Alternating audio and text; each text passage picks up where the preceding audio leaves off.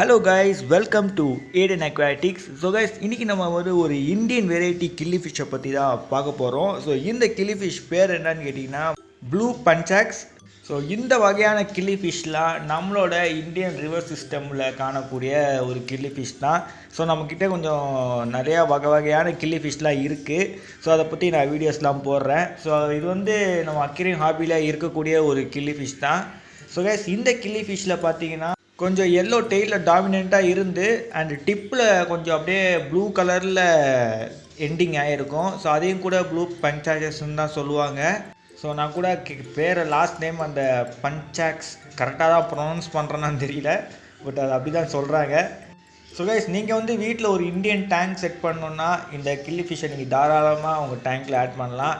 So உங்களோட community டேங்க்கில் கூட நீங்கள் ஆட் பண்ணலாம். மற்ற சின்ன ஃபிஷ்ஷஸ் கூட, பெரிய ஃபிஷ்ஷஸ் கூட விட்றாதீங்க. ஏன்னா இது குட்டி மீன், பெரிய மீன்கள் இதை ஃபீடாக எடுத்துக்கும். ஸோ இதுக்கு சர்ஃபேஸ் மேலே தான் இருக்கும். கில்லி ஃபிஷ் பாதி வெரைட்டி பார்த்திங்கன்னா தண்ணிக்கு மேலேயே தான் நீந்தக்கூடியது, நல்லா ஜம்ப் பண்ணும். ஸோ அதனால் டேங்கை விட்டு வெளியே குதிக்காத மாதிரி செட்டப் பண்ணுங்கள். ஸோ வாங்க இனி இதோட வாட்டர் பெராமீட்டர்ஸை பற்றி தெரிஞ்சுக்கலாம். ஸோ இதை நீங்கள் வளர்க்கணும்னு நினச்சிங்கன்னா அதோட வாட்டர் பெராமீட்டர்ஸ் உங்களுக்கு தெரிஞ்சிருக்கணும்ல.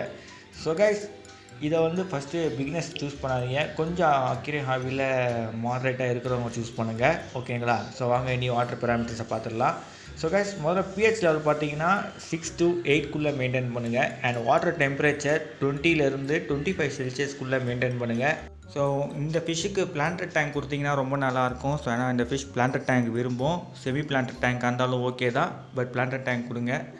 அண்ட் கைஸ், இதில் மெயில் பார்த்தீங்கன்னா கலர்ஃபுல்லாக இருக்கும். ஸோ ஃபீமேல் கலர்லெஸ்ஸாக இருக்கும். ஈஸியாக நம்ம இதில் ஜெண்டர் ஐடென்டிஃபை பண்ணிடலாம். ஸோ ஓகே கைஸ், இதோட இந்த வீடியோவை எண்டப் பண்ணிக்கிறேன். அடுத்த சுவாரஸ்யமான மீன்களோட உங்களை சந்திக்கிறேன். இதோட விடைபெறுவது Eden Aquatics. Bye bye guys.